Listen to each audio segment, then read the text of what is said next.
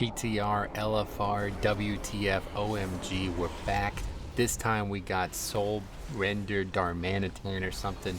Garrosh is also here. Used to be a boss, then he wasn't. Now he's kind of a boss again. And we're going to try to save him, I think. I'm not really sure. He's there. He kind of yells a lot. As a tank, you're going to see some cool stuff on this fight. Blood DK, particularly looking good. Now, the funny thing here, you see that druid there? That dude's not a tank. That's a bombkin who's joined this, particularly interested in seemingly griefing the group. It's going to be an interesting ending to this fight. All we have so far are some ads. Now this is of course LFR, so I'm not exactly sure what the hell's going on because we one-shot it with no issues whatsoever. There's a bunch of ads. Guess what you can do? You can use the Death Grip spell. It's a pretty good spell. I quite like it. You're gonna like it too when you do this fight.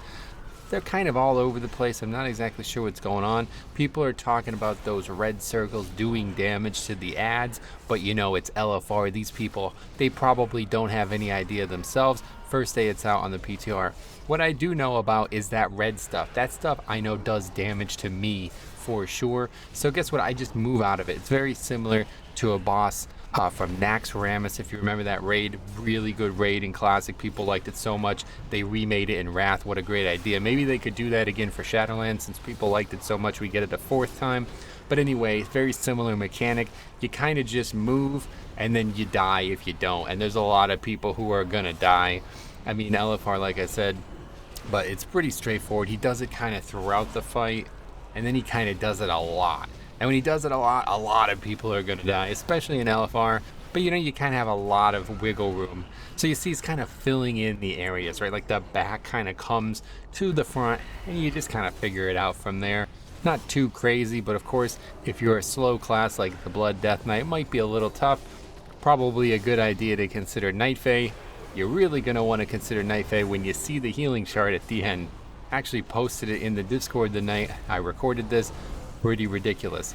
Probably just going to get nerfed. But anyway, the new Dreamweaver trait, very powerful. So there's our second tank there, playing the game at a inordinately high level. And he's just going to jump off. So yeah, no idea what the hell's going on. The guy does this on the next fight too. But yeah, this is the phase, kind of like the Hygen phase. You got to quickly identify where it's coming. You don't have a lot of time. You got to quickly move. They got Warlock portals, speed boost. That priest died 4 times in this fight. Great. I love seeing those angel forms, man. That thing is going to haunt my nightmares. You know, wake up one day and there's going to be a blue angel in like a bathrobe looking at me and like, are you ready, son? And I would be like, not yet. One more pull, man. One more pull. But anyway, it's really cool. I assume if these ads get to the boss, something really bad happens. Probably you have to go back to Mop and beat Garrosh again, which would suck. But anyway, you could Gore Fiends these things. You could stun them. I assume Ursouls, knockbacks, anything. Probably Ring of Peace. All these things probably work. It's LFR, so maybe on like Heroic and Mythic and stuff that won't happen. But I'm going to tell you, I love a fight where you can use Death Grip. Just one of my favorite spells in the game, of course. So it's always nice to get some value out of it. Things are going to start getting a lot more interesting here. So he's going to do this mechanic. He's just going to make me take more physical damage every time he does it. The thing is, Garrosh is constantly like yelling. He's doing something called Hell Scream, and it's doing a bunch of physical damage. So it's not just the boss's auto attacks. I guess you have to work. It's that right there. Rune Blade is going to put another stack on, and it's going to get pretty dicey. We're taking a lot of damage because this tank, quote unquote, Druid, who's literally not even a tank. I don't know how I got fooled into thinking he was. He's just trolling the group from what I could tell, jumping off the platform on purpose, and then not accepting the res or something. But guess what? Doesn't matter. We got our pal Dreamweaver here to carry us. And yeah, some absurd numbers, some absurd HPS on the Blood Death Knight. And yeah, I'll talk about that at the end. But very interesting to see the fight unfold at the tank. It seems perfectly solo tankable because now when this torment phase, the next time that happens, I can just drop stacks. So we're getting hit exceptionally hard, scaled to like 200 or something like that too. So we're not even any, you know, we're definitely not like overpowered for this. But man, those big death strikes always are satisfying. And the thing about Dreamweaver is it's like really not even that good of a soulbind right now. It's certainly the worst of the 3. Doesn't have a good offensive niche whatsoever as well. So a lot of tanks are, you know, a lot of people are like, oh, this is overpowered. the situation with Dreamweaver. It's like, okay, yeah, it probably is, but are you going to take a pure defensive build right now?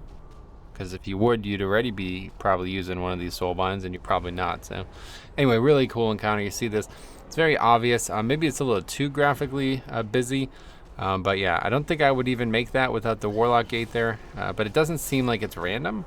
I'm pretty sure it's the exact same pattern every time. It just goes from one side to the next, and before it goes through again, it ends. So that's pretty much it. That's the whole encounter. Really cool concept. I have to say, I think it's probably one of the, this is like a middle fight, so we'll see how it's tuned numerically, but I love the mechanics of it. I'm sure there's going to be more on Heroic. Here's the healing breakdown. As you see, Waking Dreams, new Soulbind trait.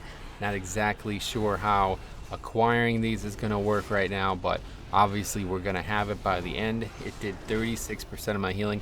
The way it's supposed to work is every time you take damage below 80%, 30% of that damage is added to an absorb shield on you. So it's not as crazy as it looks. It's just really passive. And there's Garrosh.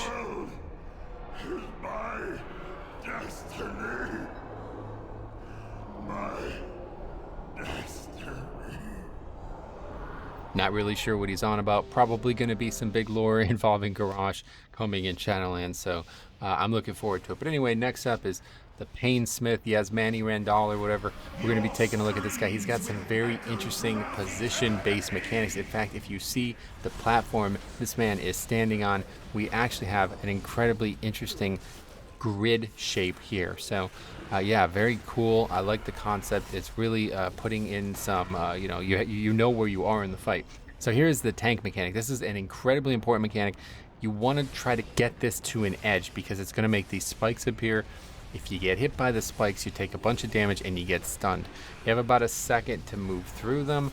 It gets a lot harder because you see those wheels on people out there. You'll see it again through the encounter. And there's also these balls, okay? So this is actually a mechanic from Ner'zhul, who's featured in this raid, but from Shadowmoon Burial Ground. Very similar mechanic. You have to break open the wall. Now, it took us a lot of effort to get that wall open, and it was very difficult for this LFR group. In fact, we don't end up killing this boss, and the wall is a big part of it. But as you see, while we're in phase 1, this tank mechanic is going to do this. Simply move in like that, or, as Blood DK, you could even just prevent the stun with Icebound if you really need to. But anyway, there's going to be these circles that go out. You're going to see these things. They're going to actually form a barrier that you cannot walk through. So while that person has that mechanic, nobody can pass through that circle that they are creating. And of course, this makes the whole fight more complicated because you have to pass through things at certain times, and if all the players are trying to stack up, they're just literally going to knock you around. You won't be able to do it. So here's a good example of it right here. These orb balls, whatever spike balls come out, are actually going to bloodlust. That's how dangerous people are thinking this wall is. We're going to put all of our damage into it, barely going to get it through. Luckily, those circles have not gone out, but as soon as they do, people need to spread. If we were either too slow or too quick on that, we're going to get all knocked around by that. People aren't going to stack. So really the way you're going to want to do it is, say you make like a line, like a 40-yard line, you're going to want to have those people probably in the back and everyone else clumped up moving through. Now, almost the same mechanic coming up here. There's a little intermission phase. No boss damage can be done. There's going to be a wall of spikes and you're going to have to quickly move through it. He's also going to be pelting you with the fire there. The fire is still hot. We'll confer with Jix, but I'm pretty sure that's the case on this one.